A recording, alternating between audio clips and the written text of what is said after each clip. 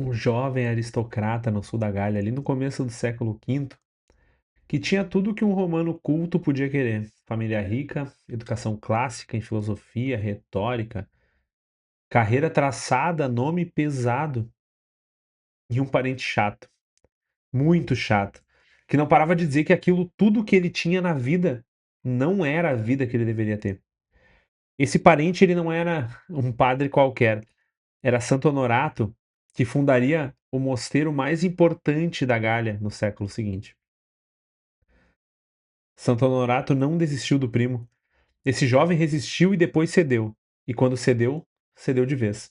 Vendeu tudo, deu dinheiro aos pobres, foi morar numa ilha no Mediterrâneo com um punhado de monges. Depois de tudo isso, depois de fugir do mundo, de encontrar paz na solidão, o mundo foi lá buscar ele de volta, com uma caravana. E ele se torna o arcebispo mais austero, mais pobre e talvez mais polêmico da Gália. Hoje é dia de Santo Hilário de Arlé. Eu sou Thiago Lacerda, esse é o Todo Santo Dia. Eu tô aqui todo santo dia pra gente descobrir juntos. Todo santo dia. Esse é o Todo Santo Dia do dia 5 de maio. E a gente vai ver a história de Santo Hilário, o famoso Saint-Hilaire. Depois, claro, a gente vai ver todos os outros santos do dia. Mas antes disso, vamos falar com alguma profundidade sobre esse santo, grande santo, Santo Hilário, um santo muito importante da Igreja Católica. A gente está aqui no século V. O século V é o século em que o Império Romano do Ocidente vai cair. É um século daqueles que, dependendo de como tu olha, é o fim do mundo, é o início de um mundo, é um mundo à parte. O Império Romano ainda existe, tá? Quando Santo Hilário nasce, em torno do ano 400, mas ele já está rachado. Esse mapa aqui é muito interessante para a gente ver. Esse aqui é um mapa da queda do Império Romano, mais ou menos de como a Europa estava quando Odoacro toma Roma, tá? Do imperador. Mas todas essas regiões aqui, esses povos burgúndios, os diversos francos, os visigodos, os galicanos, os suevos, todos eles já estavam dentro do Império Romano, convivendo com o Império Romano, entrando nas fileiras, entrando nos postos. Então a Roma vai. Aqui a gente já falou longamente sobre isso lá no início. Roma vai se desfazendo nesse aspecto, assim, ela vai rachando.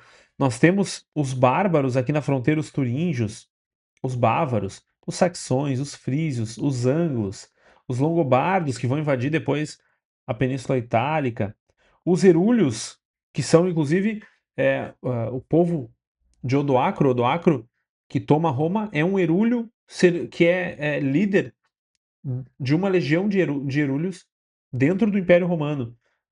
Então, a gente vai ter uma série de povos dentro, uma série de povos nas fronteiras querendo invadir. A Gália, que é um território enorme dentro do Império Romano, com cidades romanas, é uma região realmente extremamente romanizada, cidades romanas, estradas, basílicas, mas também uma região já na fronteira do Império, é, de algum modo, uma região em que também o caos existe, em que as regiões do interior são muito discrepantes perto das regiões urbanas, e aí os bispos já têm um grande poder estabilizador, já têm um grande poder de pastoreio, que de algum modo se representa também no poder político, na falta de políticos. Ali em torno do ano 400, então, nasce provavelmente na região de Lorena, Santo Hilário, de uma família pagã, rica, uma família nobre, uma família nobre, ou seja, de provavelmente de plenos costumes romanos, de fato, não católicos, mas puramente a Roma pagã, tá? E ele tem então, ele que se preparava para uma vida de advogado, de senador, de funcionário do império, ele tem essa ovelha negra da família, digamos, esse parente que não é pagão, que não é nobre, ou que não exerce, que não busca uma carreira política, que é Santo Honorato. Santo Honorato vivia numa ilha pequena, ali na costa da Provença, a ilha de Lérins, e ele insistia que, ah, só para que vocês vejam, a Provença é o sul da França, então a ilha de Lérins fica nessa costa aqui, tá? Ele insiste que Santo Hilário deveria largar sua vida de nobre e ir com ele. Mais tarde, inclusive, Santo Hilário vai falar, ele mesmo vai escrever sobre isso. É, de um lado, eu vi o Senhor me chamando, do outro, o mundo me oferecia seus encantos sedutores e seus prazeres. E no final, Jesus Cristo triunfou em mim. Uma bela frase. Eu imagino que represente muito de nós. A mim diz muito, tá? Ele vende os seus bens, doa todo o seu dinheiro e vai para Lérins. Lérins vai ser um dos grandes centros espirituais do Ocidente nesse século e no século seguinte. É um monastério numa ilha no Mediterrâneo, na costa da França, que vai formar bispos, papas e santos. Santo Hilário vai estar lá vivendo a sua vida monástica em paz, fazendo aquilo que ele queria, se afastar da vida urbana, se afastar da vida nobre. Isso é uma tônica muito grande nesse período em que Roma está. A vida social e urbana de Roma está extremamente decadente. Então, muitos santos, o próprio São Bento no final do século vai fazer isso. Muitos santos vão se afastar da vida urbana. E ali ele vive uma vida de retiro, de silêncio, de oração, de trabalho manual, até que ali por volta de 426, portanto, com 20 e poucos anos, talvez 30, Santo Honorato é eleito arcebispo de Arles. Aos 26, de Santo Hilário, tá? E Santo Hilário é levado junto como secretário dele. Alguns anos depois, Santo Honorato morre, e aí os fiéis de Arles veem em Santo Hilário o próprio sucessor do parente, próximo arcebispo. E aí eles mandaram, Santo Hilário que tinha voltado à sua solidão, eles mandam literalmente uma caravana do povo para ir buscar Santo Hilário. Ele que também tinha menos de 30 anos, quando foi consagrado bispo de Arles, volta relutante, sem vontade, com o coração em Lérins. E aí, vejam, diante disso, a gente pode esperar que uma pessoa que não quer estar lá, que não quer fazer aquele trabalho, que ele seria, no máximo, mediano. Né? Um homem que preferiu o mosteiro, o silêncio, que vai ser empurrado por um cargo que ele não acredita que tem a ver com ele. Cumpriria talvez o mínimo necessário. Mas, na verdade, Santo Hilário é uma presença imponente, um bispo que não larga os hábitos de Lérins, não larga o trabalho manual. Inclusive, usava o seu trabalho manual, aprendido na vida como leigo, depois na vida como religioso, para sustentar os pobres, não larga a vida penitencial, usava a mesma túnica no verão e no inverno, sandálias, ele quase não usava, andava praticamente sempre a pé. É, inclusive, ele usava o dinheiro da igreja, das basílicas, vendia imagens sacras, etc., para poder pagar resgate de escravos, de fiéis sequestrados. Ele não esperava, talvez, a comunidade ser. Não, ele de fato fazia. Só que Santo Hilário entendia que o arcebispo de Arles tinha uma autoridade metropolitana muito ampla sobre as dioceses da Gália. E ele usa essa autoridade. Algumas vezes ele depôs bispos de outras dioceses, inclusive um bispo chamado Celidônio, que Santo Hilário acusava de ter cometido irregularidades antes da ordenação. Só que o problema é que Celidônio foi a Roma apelar, direto para o Papa. O Papa, nesse momento, era São Leão Magno, também, um grande santo, talvez um dos maiores papas da história, um teólogo genial, um homem de autoridade que conseguiu, inclusive, convencer Átila a não destruir Roma. São Leão Magno e Santo Hilário entram num conflito real mesmo. Santo Hilário vai a Roma defender a sua posição. A audiência, pelos relatos, foi tensa. Acabei de receber uma visita. Santo Hilário chegou a se levantar e ir embora antes do fim, que Imaginem, se levantar de uma audiência com o Papa e sair simplesmente. E curiosamente, São Leão mantém Santo Hilário como bispo, retira dele os poderes de metropolita, mas o mantém como bispo. Ele volta para ler, para sua pobreza, para o seu trabalho manual, para sua oração, e assim ele vai viver até morrer no dia 5 de maio de 449, com 48 anos. E aí vem aquela coisa que é muito bonita, que costuma acontecer na história da igreja, tá? São Leão Magno, o Papa que entrou num conflito direto com Santo Hilário, que retira dele parte dos poderes de metropolita, que hoje, claro, estão muito mais normatizados, fazem parte do direito canônico, com claras limitações. Na época não era assim, não existia essa definição, mas existem hoje poderes de metropolita. Quando Santo Hilário morre, São Leão Magno o inscreve no Martirológio Romano. O Martirológio Romano, que até pouco tempo atrás era apenas para mártires. Santo Hilário não é um mártir, mas ele diz que Santo Hilário ele diz, é, eita, ele escreve Hilário de Santa Memória, né? A fórmula de um elogio é São Leomagno, assim como São Gregório Magno, são grandes agiólogos e muito responsáveis por termos, por exemplo, martirológios hoje, por conhecermos a vida dos santos. A santidade de Santo Hilário era inegável mesmo diante daqueles que discordaram dele.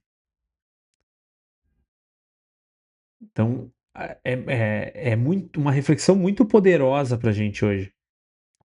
Especialmente para aqueles que, como eu, aí do outro lado, acompanham as questões da igreja, é, as dificuldades, os bispos insurgentes, as questões de rito, todo esse negócio, a gente vê aqui dois santos homens, um de cada lado, de fato santos e de fato convivendo. São Leão enxergando a santidade naquele com quem ele disputou e de quem ele tirou poderes e provavelmente certamente com autoridade, mas provavelmente com bons motivos. É uma belíssima lição para o nosso dia de hoje. Mas Santo Hilário não é o único santo do dia. E antes de eu falar dos próximos santos, eu quero te lembrar que aqui nós temos um código de Pix, né? Na verdade, um QR Code que vai te levar para a página onde tu pode fazer o Pix pontual ou ser um colaborador mensal. Escolhe um plano para ajudar mensalmente o Hub todo santo dia, todos os vídeos que saem aqui, todos, inclusive projetos que não são nada a ver com o vídeo que estão acontecendo também em breve vão sair. O link está aqui embaixo também, a chave de Pix está aqui embaixo. Deixa o teu like, tua inscrição, reza por esse projeto e vamos aos santos. Porque nós temos também Santo Eutímio de Alexandria, diácono, que foi mártir no Egito durante a perseguição de Diocleciano no ano 305. São Máximo de Jerusalém, um bispo confessor, portanto, que foi preso, quase martirizado, torturado, mas não morreu, não se tornou mártir de fato, morreu no ano de 350, de idade avançada, enfim, e é um dos predecessores de São Cirilo de Jerusalém, um grande bispo. São Britônio de Tréveres, bispo dessa cidade importantíssima, no ano 386, provavelmente contemporâneo, ali muito próximo de Santo Ambrósio de Milão, cuja origem é Tréveres, então o bispo da família de Santo Ambrósio, provavelmente. Vejam que beleza isso também. Hoje em dia a gente não pensa sobre isso, mas acontece, os nossos bispos têm familiares, pais, mães, irmãos, sobrinhos, que vivem sob outros bispos, sob irmãos deles. Lembrem de pedir aos santos bispos de hoje intercessão pelos seus bispos diocesanos, inclusive. Nós temos também São Gotardo de Hildesheim. Isto? São Gotardo de Hildesheim. Cadê? Aqui, no século VIII. Só deixa eu ver que o meu site pulou algumas coisas aqui. Nós temos alguns elogios que não estão. Só para lembrar vocês, temos também São Joviniano de Auxerre, que era leitor em Auxerre, na França.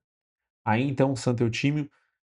Falei de São Máximo, Falei de São Britônio ou São Bretão, de Treveri, Santo Hilário, é o quarto elogio.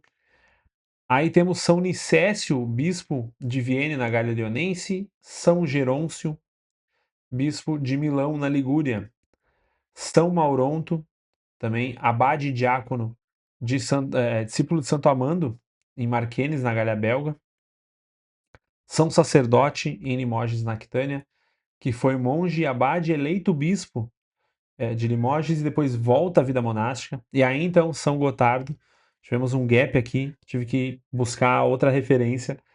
São Gotardo, que foi bispo e abade do mosteiro de Niederreit, na Saxônia, uma região da Alemanha, no século VIII. Depois temos São Leão da Calábria,